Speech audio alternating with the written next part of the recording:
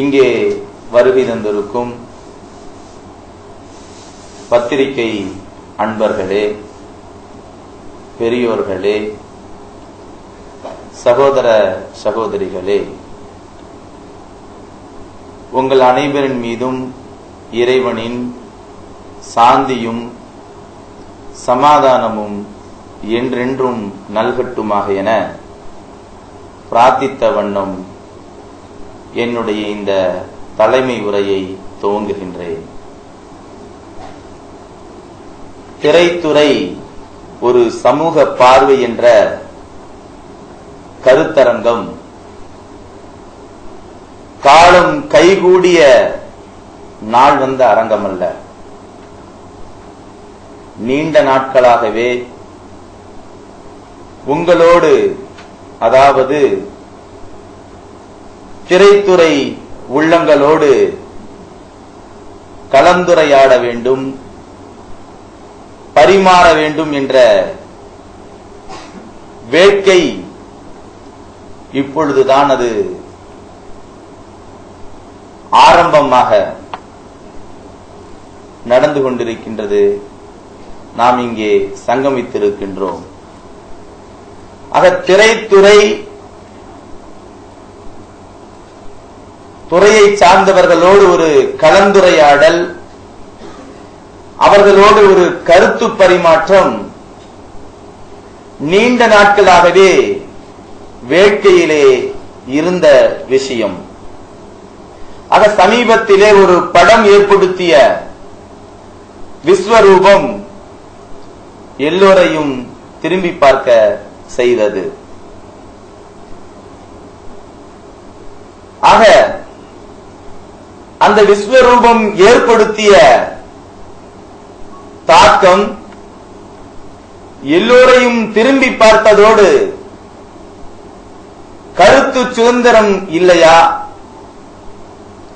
சகிப்புத்தன்மை இல்லையா, அமெரிக்காவை தானே, ஆப்கானிஸ்தானை தானே என்று பல விவாதங்கள் விவாதிக்கப்பட்டும் பரிமாறப்பட்டும் இறுதியாக சர்வதேச அளவிலும் தேசிய அளவிலும் ஒரு விழிப்புணர்வு ஏற்படுத்தப்பட்டது. ஆக இன்றைய விவாதமானது, நடந்து கொண்டிருக்கும் இந்த கருத்தரங்கமானது விஸ்வரூபத்தை மட்டும் மையப்படுத்தி அல்ல, திரைத்துறையும் சமூகம் என்ற பொறுப்பில் நாம் இங்கே கருத்துக்களை பரிமாற உள்ளோம். பிரியமானவர்களே, நம் நாடு மிகப்பெரிய ஜனநாயக நாடு. அனைத்து மதம், மொழி, இனம், ஜாதி, பல்வேறு மாநிலங்கள், இப்படி வேற்றுமைகள் இருக்கக்கூடிய நேரத்திலே ஒற்றுமையாக வாழக்கூடிய ஒரு மதச்சார்பற்ற நாடு, ஒரு பூங்காவனம். இப்படி உலகத்திலேயே மிகப்பெரிய ஒரு ஜனநாயக நாடு நாம் வாழ்ந்து கொண்டிருக்கக்கூடிய இந்திய திருநாடு. இந்த திருநாட்டிலே ஒரு குறிப்பிட்ட சமூகம் தங்களுடைய அடிப்படை உரிமைகளை இழந்தவர்களாக, கல்வியிலே பின்தங்கிய நிலை, தொழிலிலே பின்தங்கிய நிலை, பொருளாதாரத்திலே பின்தங்கிய நிலை, சமூக மேம்பாட்டிலே பின்தங்கிய நிலை, அரசியலிலே பின்தங்கிய நிலை, இப்படி மிகப்பெரிய ஜனநாயக நாட்டிலே வேற்றுமையுடன் ஒற்றுமை கண்டு வாழக்கூடிய இந்த நாட்டிலே ஒரு குறிப்பிட்ட இனம் மிகவும் பின்னடைவிலே இருக்கின்றது, வாழ்ந்து கொண்டிருக்கின்றது. இதுதான் சூழ்நிலை. அரசு ஆவணங்களும் அதைத்தான் குறிப்பிடுகின்றது. சுதந்திரத்துக்கு பின்பு இந்த நாட்டில் வாழக்கூடிய முஸ்லிம்கள் எப்படி இருந்து கொண்டிருக்கின்றார்கள் என்ற ஒரு ஆய்வு பல முறை கணக்கெடுத்தும் கணக்கிட்டும் அளவிட்டும் பார்க்கக்கூடிய நேரத்திலே முஸ்லிம் சமூகம் மிகவும் பின்னடைவில் இருக்கின்றது என்ற செய்தியை பல அறிக்கைகள் தாக்கல் செய்யப்பட்டு விட்டது. இப்படிப்பட்ட நிலையில் முஸ்லிம் சமூகம் மிகவும் பின்தங்கிய நிலையில், மலைவாழ் மக்களை விட பின்தங்கிய நிலையில் இருந்து கொண்டிருக்கின்றார்கள்.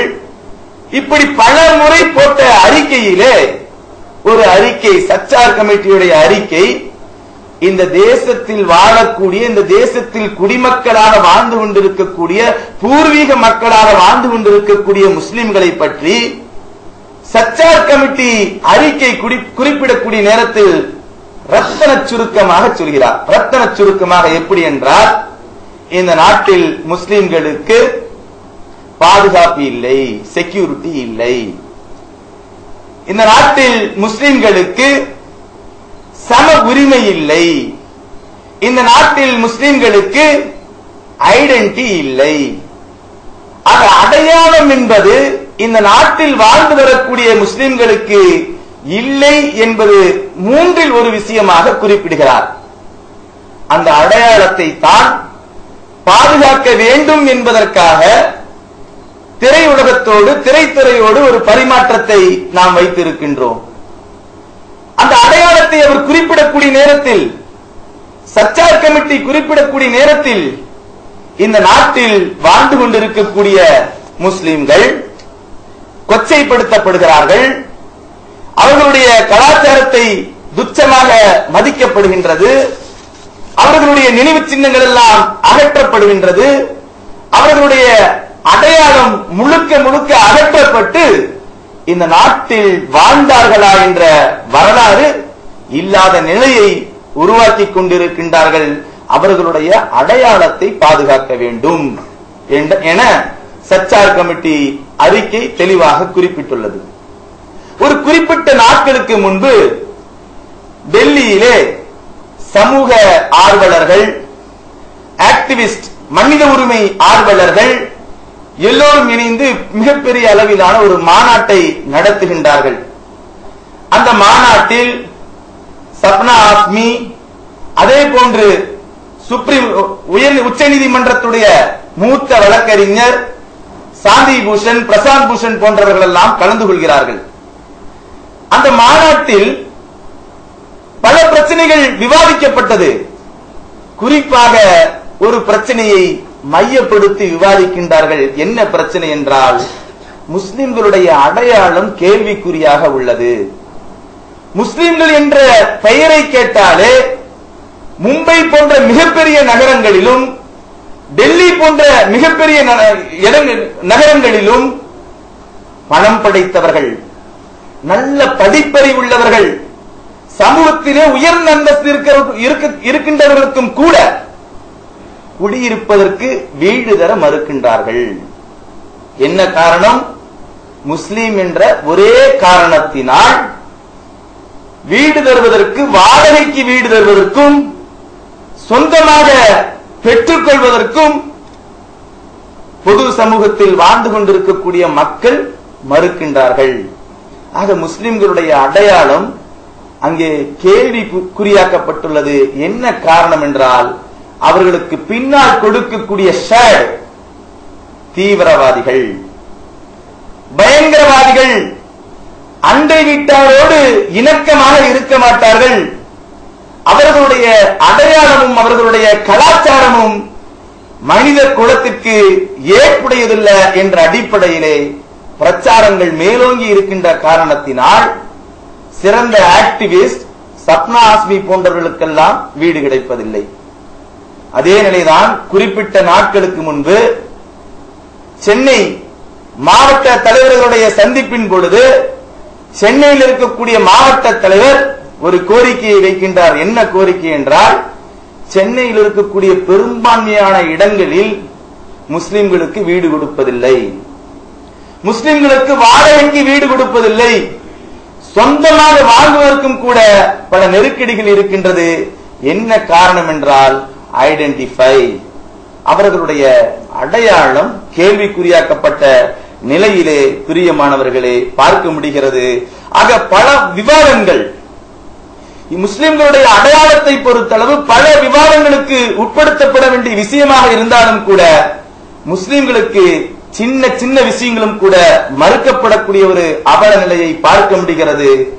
சொந்த வாழ்க்கையிலும் கூட பல கஷ்டங்களை நாங்கள் அனுபவித்திருக்கின்றோம். ரயில் நிலையம் செல்ல வேண்டும் என்றால் அங்கே பரிசோதனை செய்யக்கூடிய காவல்துறை முஸ்லிமுடைய அடையாளத்தை பார்த்தால் முஸ்லிம் என்று தனக்கு தெரிந்துவிட்டால் உடனே தன்னுடைய பரிசோதனையை தீவிரப்படுத்தி விடுவார். அணுகக்கூடிய முறைகளே மாறிவிடும். இப்படிப்பட்ட ஒரு பார்வை இன்று பொது சமூகத்திலே பார்க்கப்படுகிறது. தொலைக்காட்சியிலே சமீபத்தில் வந்த ஒரு விவாதத்திலும் கூட கல்லூரியில் படிக்கக்கூடிய மாணவர்கள் குறிப்பிடுகின்றார்கள், முஸ்லிம்களை பற்றி உன்னுடைய வீட்டில் எப்படி பார்க்கப்படுகின்றது என்று கேட்கக்கூடிய நேரத்தில் என்னுடைய பெற்றோர்கள் முஸ்லிம்களிடத்தில், முஸ்லிம் மாணவர்களிடத்தில் நீ சேர்ந்து விடாதே, நண்பர்களாகிக் கொள்ளாதே என்று சொல்லக்கூடிய ஒரு நிலைதான் இன்று பொது சமூகத்திலே இருந்து கொண்டிருக்கக்கூடிய ஒரு அவல நிலை. ஆக இதற்கு என்ன காரணம்? முஸ்லிம்கள் தீவிரவாதிகளாகவும் பயங்கரவாதிகளாகவும் சித்தரிக்கும் காரணத்தினால் அவர்களுடைய அடையாளத்தை, அவர்கள் அருகில் வருவதை கூட இன்று பொது சமூகம் மறுத்திருக்கக்கூடிய ஒரு அவல நிலையை பார்க்க முடிகிறது. இதற்கு ஒரு காரணம் உண்டு, எல்லோருமே தெரிந்து வைத்திருக்கக்கூடிய விஷயம். பல தீவிரவாத செயல்பாடுகளில் ஈடுபடுவதன் காரணமாக முஸ்லிம்களுடைய அடையாளம் கேள்விக்குறியாக உள்ளது என்று கூட நமக்கு கேள்வி எழலாம். உண்மை அதல்ல. 1992 புனிதஸ்தலமான பாபர் மசூதி இடிக்கப்பட்டதை தொடர்ந்து இந்தியாவில் நடந்த 16 குண்டுவெடிப்புகளுக்கு யார் காரணம் என்று சமீபத்திலே வந்த அறிக்கையும் உண்மையும் என்னவென்றால் RSS போன்ற இயக்கங்கள் தான் காரணம் என்பதை இன்று பட்டவிருத்தனமாக வெளி உலகத்திலே பறைசாற்றப்பட்டுள்ளது. கடந்த ஜனவரி 20 அன்று உள்துறை அமைச்சர் குறிப்பிடும் பொழுதும் கூட, சிண்டே அவர்கள் குறிப்பிடும் பொழுதும் கூட இந்த நாட்டுக்கு காவி பயங்கரவாதத்தால் ஆபத்து என்று சொல்லக்கூடிய ஒரு செய்தியையும் குறிப்பிட்டிருந்தார். ஆக பிரியமானவர்களே, அதை தொடர்ந்து நடந்த ஒவ்வொரு தீவிரவாத செயல்கள், பயங்கரவாத செயல்களுக்கு முஸ்லிம்கள் தான் என்று சொல்லக்கூடிய ஒரு மாயையின் காரணமாக ஒரு தவறுதலான ஒரு பார்வையை முஸ்லிம் சமூகத்தின் மீது விழுந்திருக்கக்கூடியதை நாம் பார்க்க முடிகிறது. இதை தொடர்ந்து நாம் பார்க்கக்கூடிய நேரத்தில் பாபர் மசூதி இடித்ததை தொடர்ந்து நடந்த அத்தனை குண்டுவெடிப்புகளுக்கும் காரணம் யார் என்பது இன்று வெளியுலகத்துக்கு பட்டவர்த்தனமாக தெரிந்து வரக்கூடிய நிலையிலே திரையுலகத்துடைய ஒரு பார்வையை நாம் பார்க்க அவசியப்படுகின்றோம். தொடர்ந்து 20 ஆண்டுகளாக திரைத்துறையிலே பல்வேறு காட்சிகள், பல்வேறு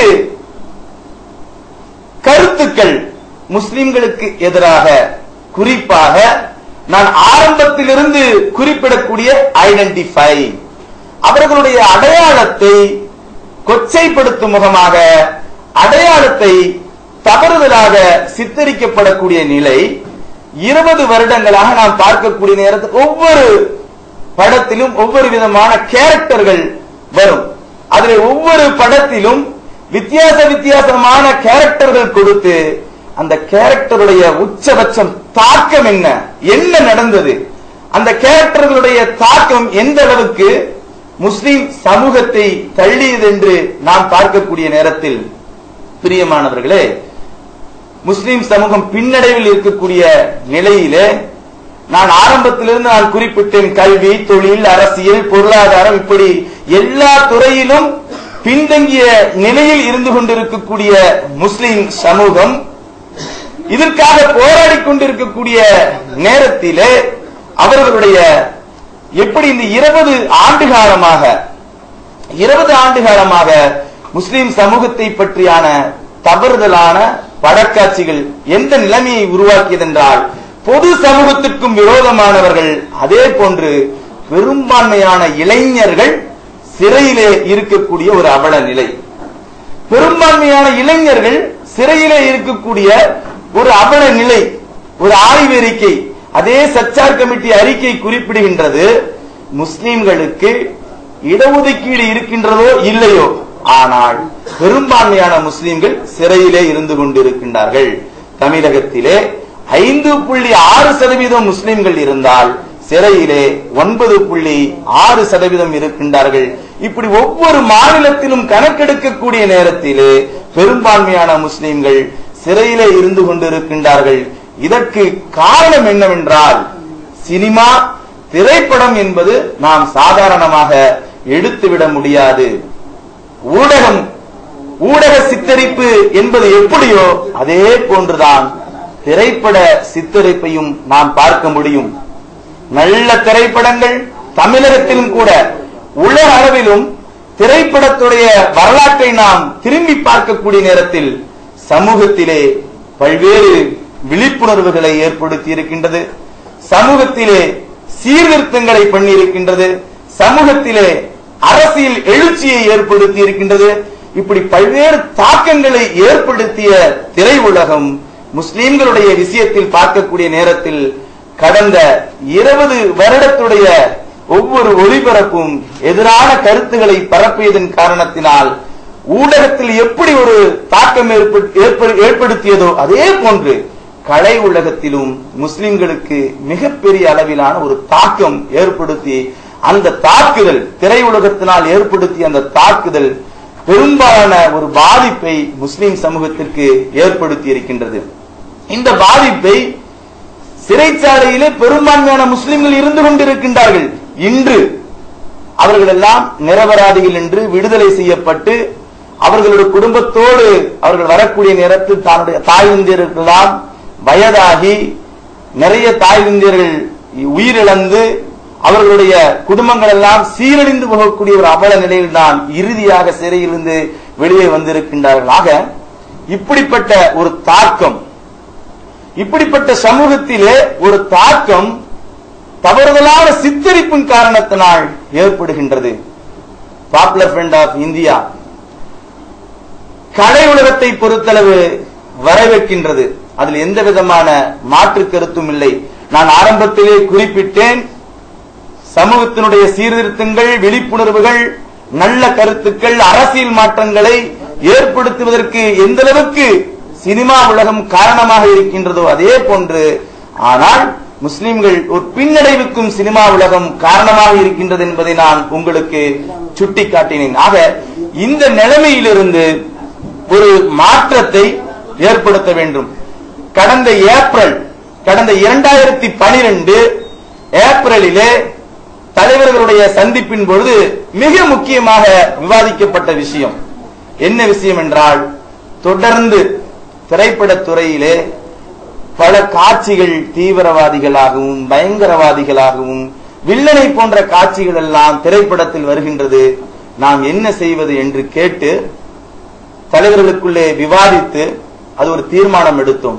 என்ன தீர்மானம் என்றால், நடிகர் சங்க தலைவர்களுக்கு ஒரு கடிதம், சென்சார் போர்டுக்கு ஒரு கடிதம், தமிழகத்தினுடைய உள்துறை செயலாளருக்கு ஒரு கடிதம், சினிமா விநியோகஸ்தர்கள் அவர்களுக்கு ஒரு கடிதம், எல்லோருக்குமே கடிதம் மூலமாக நாம் தெரிவிப்போம். என்ன செய்தி என்றால், முஸ்லிம் சமூகத்தை பற்றி திரைப்படத்தில் படங்கள் எடுக்கக்கூடிய நேரத்திலே அதில் மிகவும் கவனமாக எடுங்கள்.